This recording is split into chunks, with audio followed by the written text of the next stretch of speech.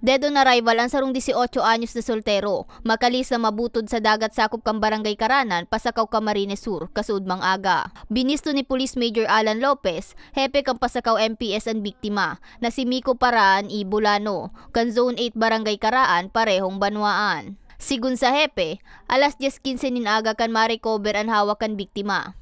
Antes ang pagkabutod, nagpaaram subot ang biktima sa magurang kaini na iyahatod sa naan pinsan kaining babayi, alaga duminiretso ang mga ini sa dagat sa nasabing lugar.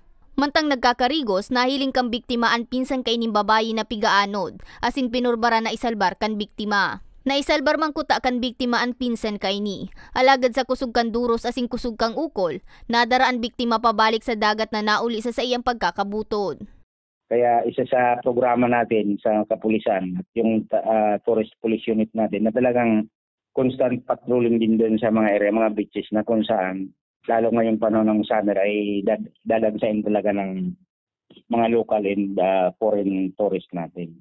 Sigung kay Lopez, bakuin niyan primerong insidente ng pagkabutod sa lugar. Mayo man subot na lifeguard digdi, kaya delikado nang gadan nasambit na kadagatan, urog na sa mga daigayong tatao maglangoy.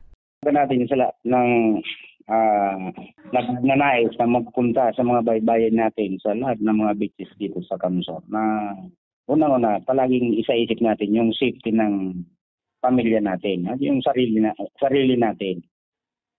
Papasok tayo sa mga beach na alam nating established na beach resort kasi sigurado may mga bantayan dyan, may mga lifeguard dyan na naka-deploy para sa ganyang sitwasyon. Sa presente, nakapatente na ang bangkay kan biktima sa saindang residensya. Para sa mga baretang tatak Bicol, May Arango.